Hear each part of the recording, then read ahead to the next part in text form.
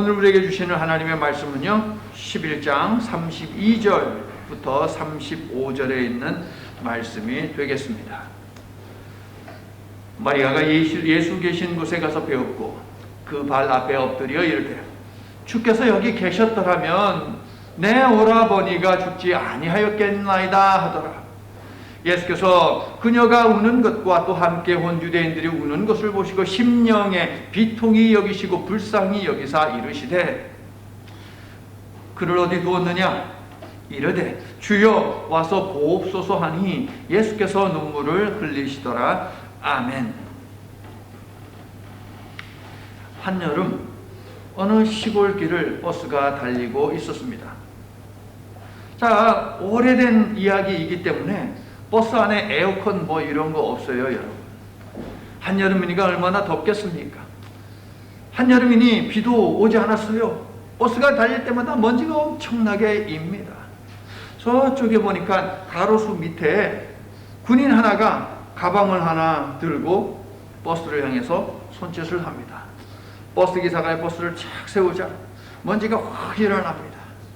그 군인은요, 제일 앞좌석에 앉았어요. 자, 이제 버스가 출발을 해야 되잖아요. 버스가 출발하지 않아요. 승객들이요, 어이 기사 양반 빨리 가야지 왜 안 가?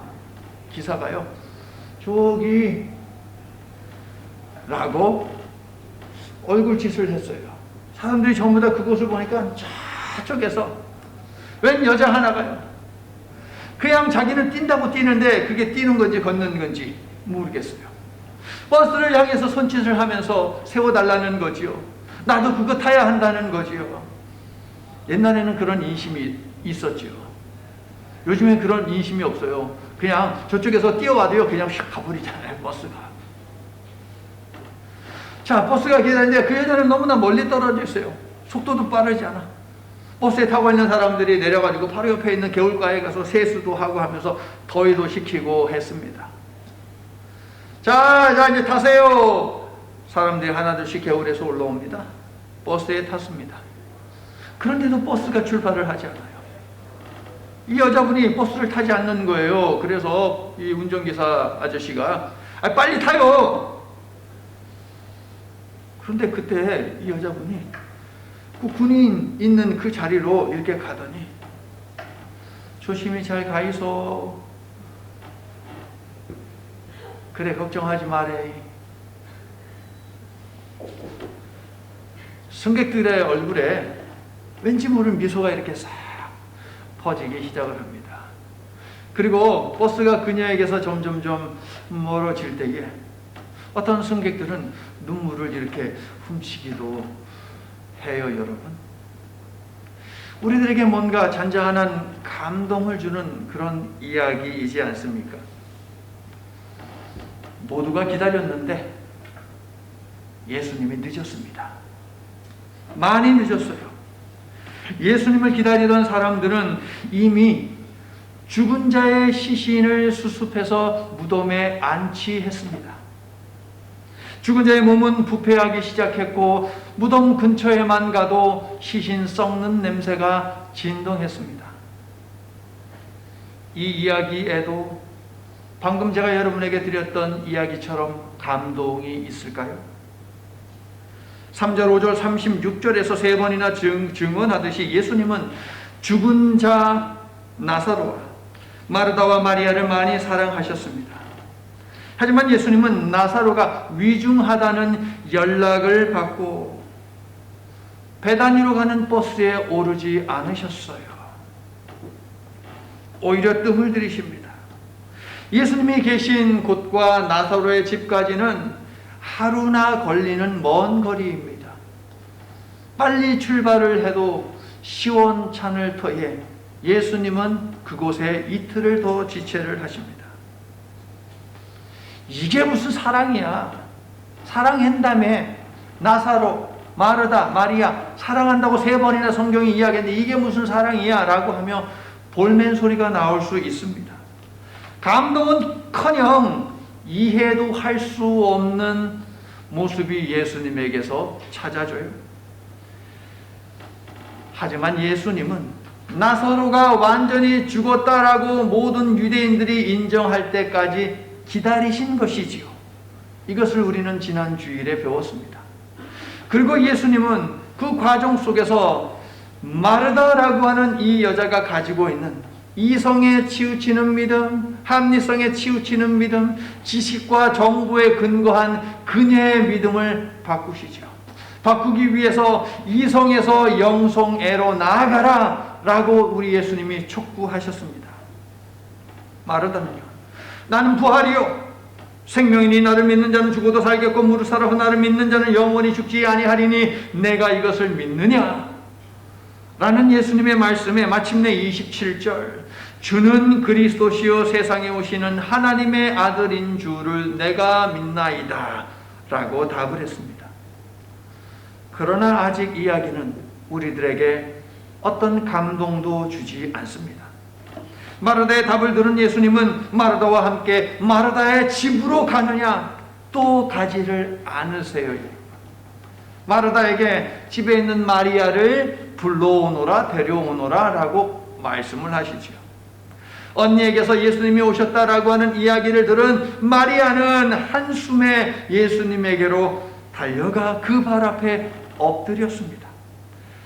성도 여러분, 중요한 대목입니다. 마르다도 마리아도 문제가 있을 때에 예수님에게로 향했다라고 하는 이 대목에 집중을 하시기를 바랍니다. 예수님은 마리아와 마르다를 무덤이 아닌 자신에게로 오게 하셨습니다. 인생을 살아가면서 누구나 좌절할 때가 있습니다. 실패할 때도 있습니다. 소중한 사람을, 소중한 것들을 잃을 때도 있습니다. 그런데 여러분, 예수님은 언제나 그곳에 계심을 믿으시기를 축원합니다. 눈물을 흘리시며 안타까운 눈으로 여러분을 바라보고 계십니다. 그러므로 성도 여러분, 두려움과 막막한 상황에 처하여 무기력할 때에 여러분에게로 향해 오시는 예수님에게로 여러분도 향하시기를 바랍니다. 그리고 여러분의 걸음을 예수께로 향해서 나아가십시오. 절망 중에 여러분이 엎드리는 곳은 문제가 아닌 언제나 주님이 되게 하시기를 예수 그리스도의 이름으로 축원합니다. 예수님은요, 왜 마르다와 함께 집으로 가지 않고 마리아를 데리고 오라고 말씀을 하신 것일까요? 예수님은 조문하기 위해서 마르다의 집을 향하신 것이 아니었어요. 문상을 하기 위해서 나사로의 집을 방문하는 것이 목적이 아니었다는 것이지요.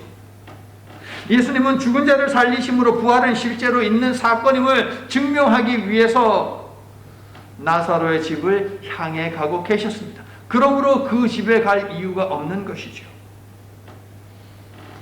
예수님을 만난 마리아의 첫 반응 역시 언니 마르다와 동일합니다. 예수님이 여기 계셨더라면 우리 오빠가 안 죽었을 거 아니에요. 왜 이렇게 늦게 오셨어요? 마리아도 마르다처럼 예수님이 죽을 병에 걸린 사람들은 고칠 수 있어도 죽은 자를 살릴 수는 없다라고 확신을 하고 있습니다. 마리아도 죽음이라는 현실 앞에 굴복한 것인데, 성도 여러분, 눈앞에 죽음보다 더 절망적인 것이 있습니다. 눈앞에 죽음보다 더 절망적인 것이 있어요. 우리를 절망하게 만드는 문제보다 더 절망적인 것이 있습니다. 그것은 죽음을 정복할 수 없는 것이라 생각하여 죽음 앞에 무릎을 꿇는 것입니다. 고난을 이길 수 없다라고 생각을 하고 고난 앞에 무릎을 꿇는 것이에요. 죽음보다 더 참담한 것이 있으니 그것은 무엇이냐? 죽음 앞에서 주님을 무기력한 분으로 만드는 것이지요, 여러분. 성도 여러분, 그 어떤 문제로도 예수님을 무기력한 분으로 만들지 마시기를 바랍니다. 예수님은 죽음을 이기신, 그리고 죽음을 이기게 하시는 전능하시는 분이십니다. 이 사실을 믿으시면 아멘 합시다. 아멘.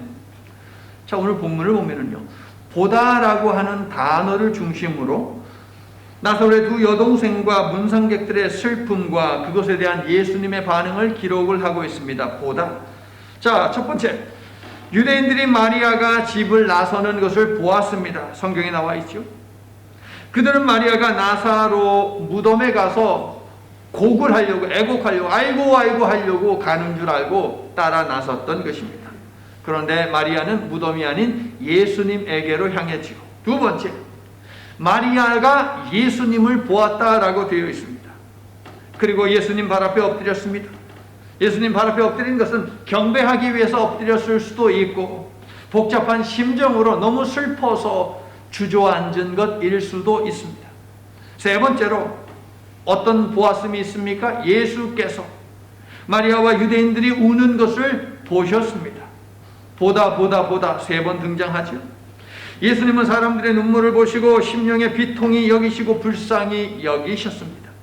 그리고 나사로의 무덤이 어딘지 물으시지요.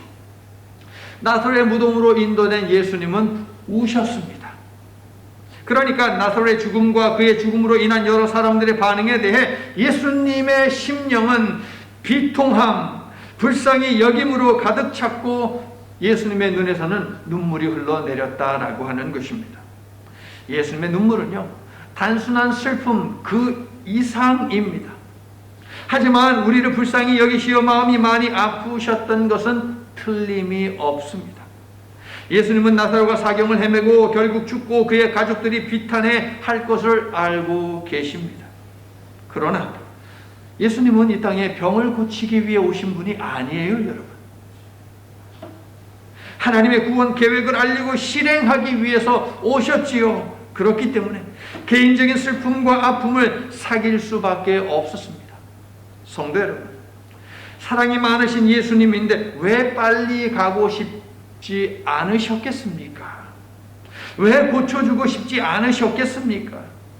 하지만 예수님은 하나님으로부터 해야 하는 일을 명받고 이 땅에 오신 분이기 때문에 슬퍼도 슬퍼할 수 없고 아파도 아플 수 없고 하나님을 향한 섭섭함과 서운함과 원망과 불평함을 알면서도 우리 예수님 그냥 아팠습니다.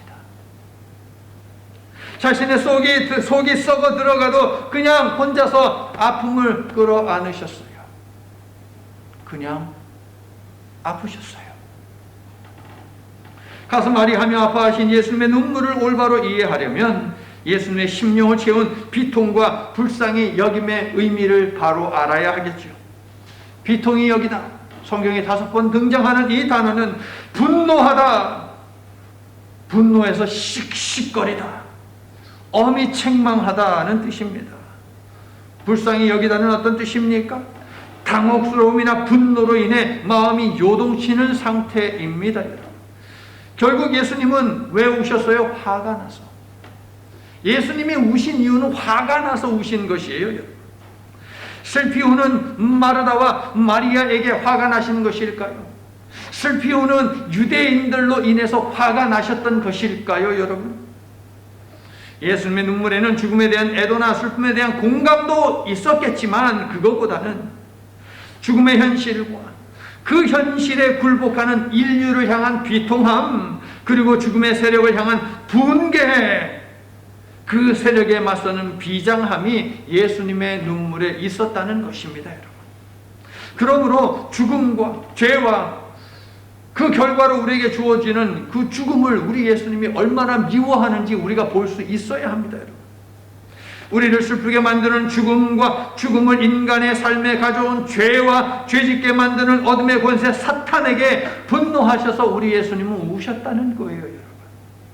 예수님의 눈물에는 죽음의 권세 아래 짓밟혀 그저 눈물을 보이며 슬퍼하는 인간에 대한 하나님의 사랑이 배어있다라는 것입니다, 여러분.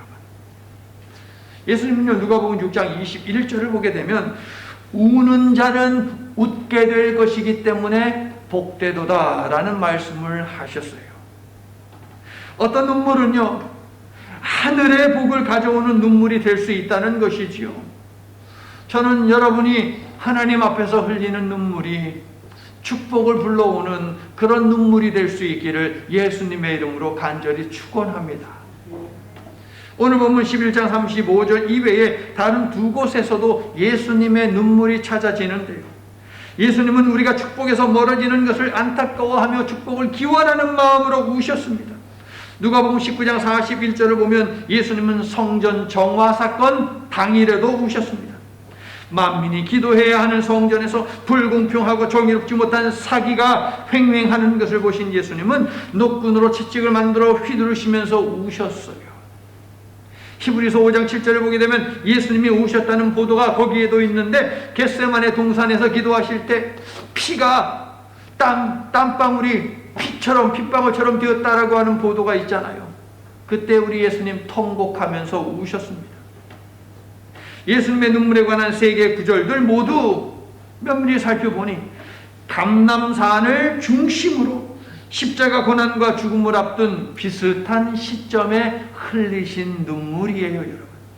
고난과 죽음을 앞두고 이제 지금까지 예수님과 함께 했던 사람들과 작별을 해야 하니 그 시점에서 우리 예수님이 우셨다는 거예요.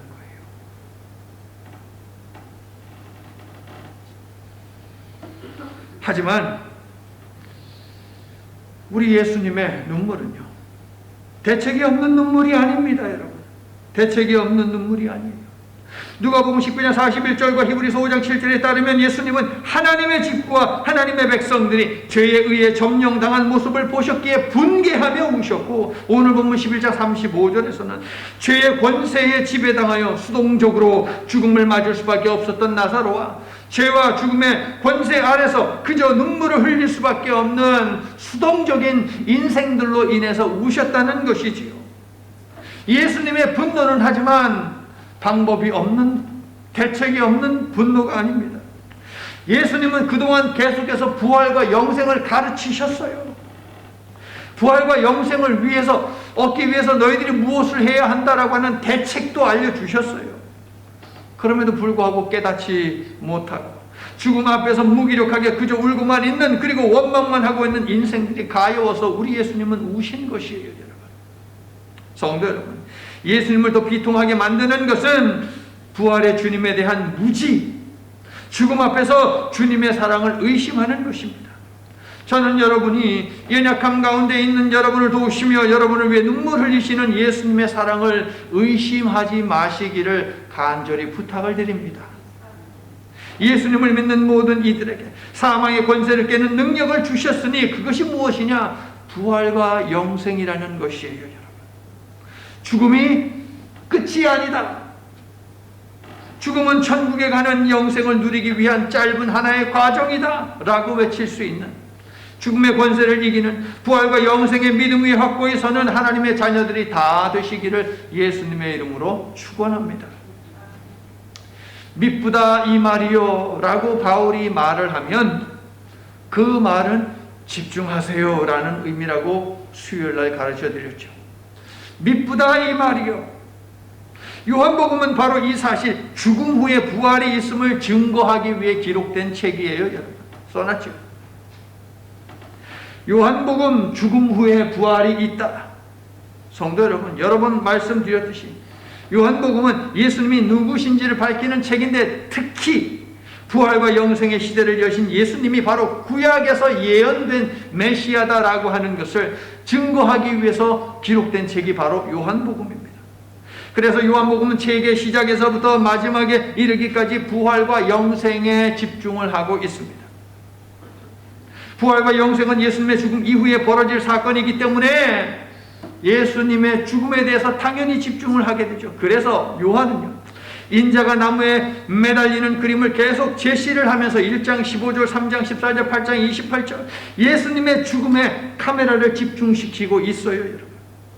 특히 11장 나사로의 죽음과 부활은 20장 예수님의 죽음과 부활에 대한 예표이고, 예수님의 부활로 시작될 부활과 영생의 시대를 예고하는 아주 중요한 사건, 이게 바로 나사로의 죽음과 부활입니다.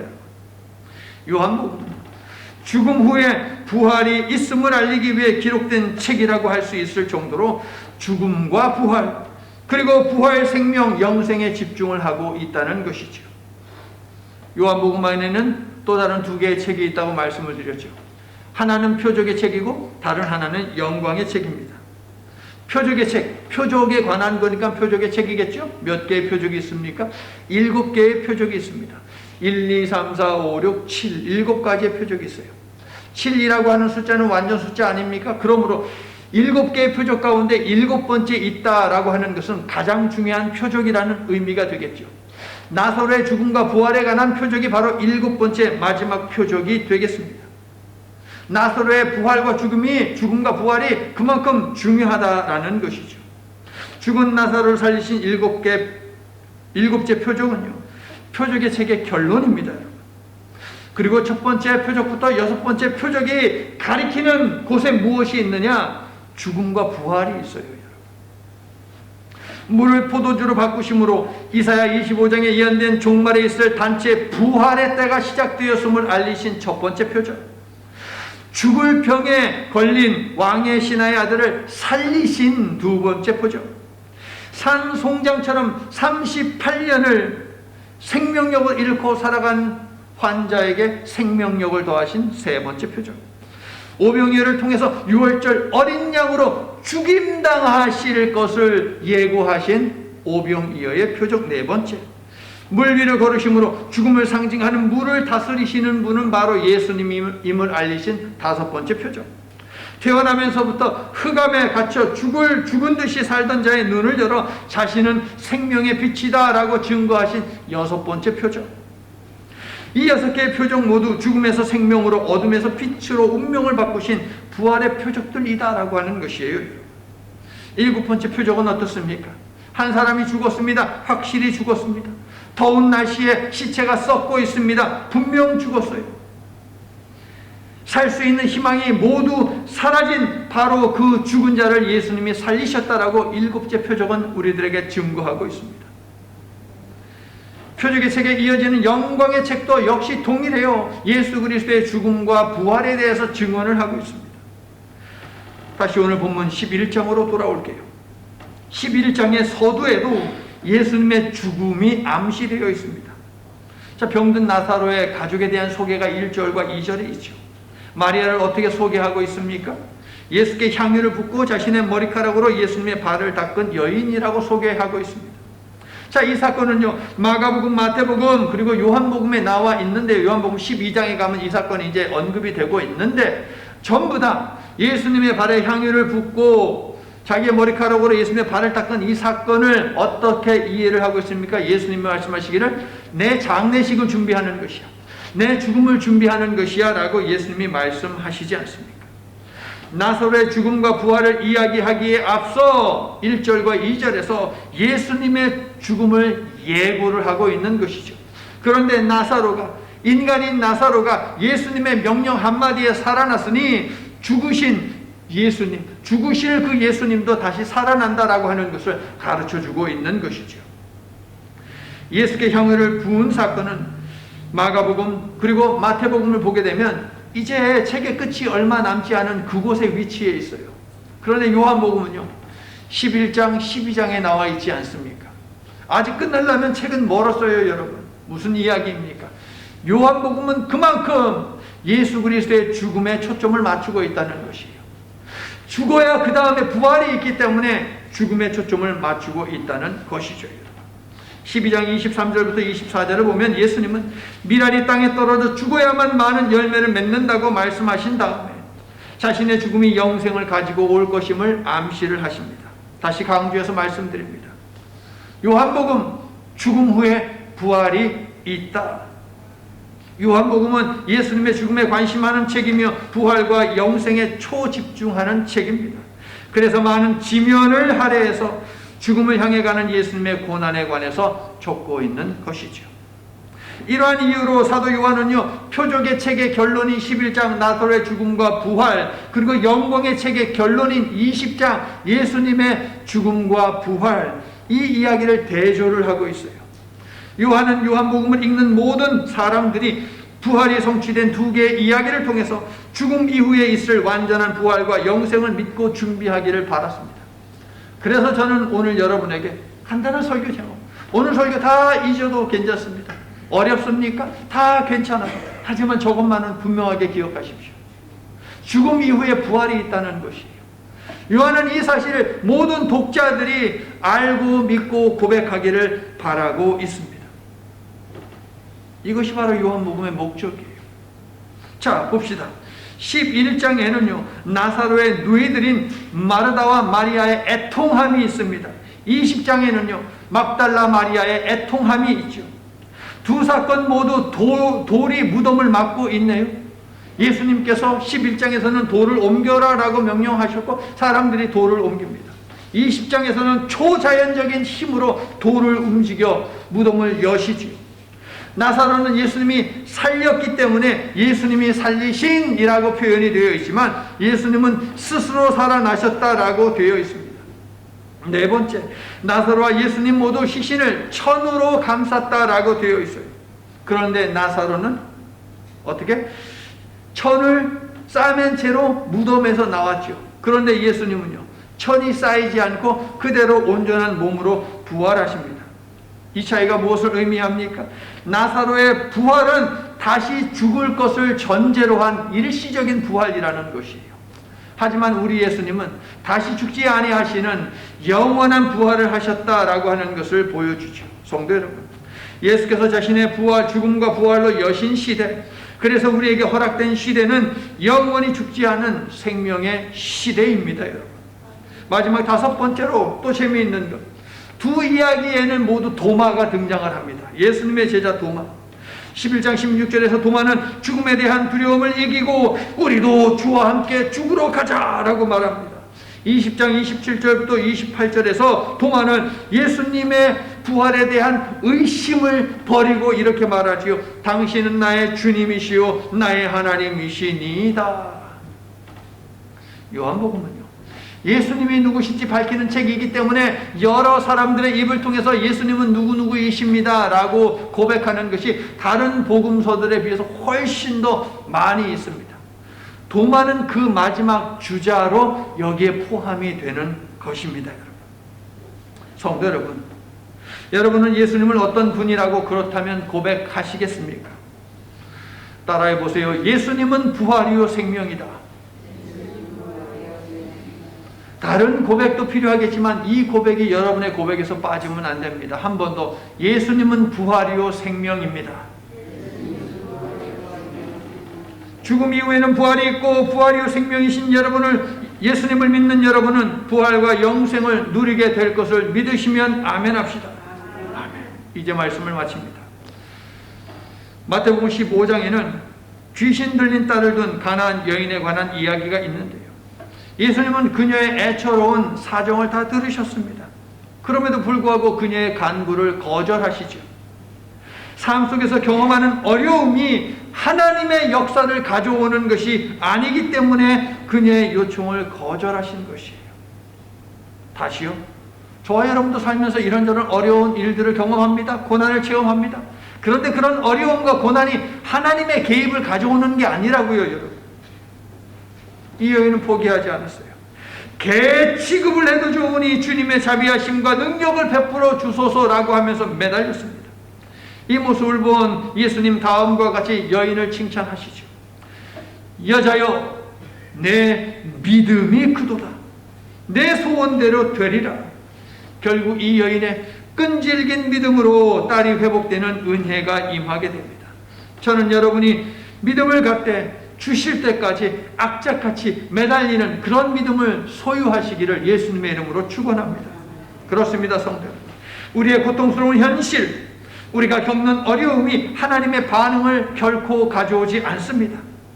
믿음이 하나님의 응답을 가져온다는 사실입니다. 예수님은 때로는 비통해하고 불쌍히 여겨 눈물을 흘리시면서도 도움을 필요로 하는 모든 자들을 바라보셨습니다. 그리고 그들에게 항상 믿음을 촉구하셨고 믿음을 가진 자들은 언제나 칭찬하셨습니다. 성도 여러분, 어려움이 문제가 아닙니다. 고난이 문제가 아닙니다. 믿음 없음이 문제입니다. 고난 너머에는 해결이 있고 죽음 너머에는 부활이 있습니다. 주님이 해결하시고 주님이 부활과 영생을 허락하심을 믿으십니까? 아멘. 자신을 찾는 백성들을 결코 외면하지 않으시는 주님께 믿음으로 매달리는, 그래서 응답받고 부활과 영생이 이미 저와 여러분의 삶에 시작되었음을 온몸으로 깨닫고 믿게 되는 경험을 매일매일 하시기를 부활이요 생명이신 예수 그리스도의 이름으로 간절히 축원합니다. 인생의 마지막 날에 세상이 종말을 맞이할 때에 그 끝을 넘어 우리 모두가 부활과 영생이 있는 나라로 들어가도록 일하시는 하나님, 그리스도의 보혈의 은혜로 구원받은 이 시간 머리 숙인 모든 주님의 자녀들이 죽음 후에 부활이 있음을 항상 기억하면서 복된 죽음을 맞이할 수 있는 그러한 삶을 살도록 도와주시옵소서. 믿음을 흔드는 어둠의 권세를 향하여 죄와 사망의 권세를 깨신 나사렛 그리스도의 이름을 선포하며 당당히 맞서고 믿음 위에 항상 굳게 서는 저희들이 되도록 우리의 영과 마음과 몸을 붙들어 주시옵소서. 예수님 이름으로 기도합니다. 아멘.